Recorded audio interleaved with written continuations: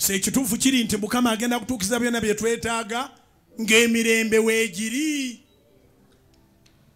Tebakaba bakuyingizaamu walagi gwe tulaba e Kenya n'otandika okwetabangula wekka oyinza obutawona kiyinza okugenda okugwa nga towonye.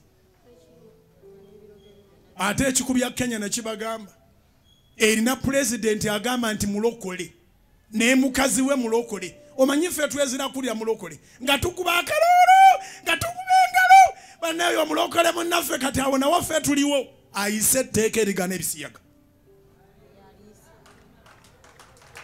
Ayise etteeka erigaana ebisiyaga. Kimubalirweko nti owooluganda ekyo yakikola.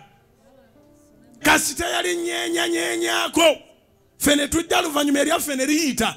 Erirya n'alizza emabega. Awo Yesu abasiiye Mukama. Bamaze okwekalakaasa ku lw'emisolo kati bagamba Luto must go. Yise etteeka Yesu akunyweze. God's positioning system yakupositioninze.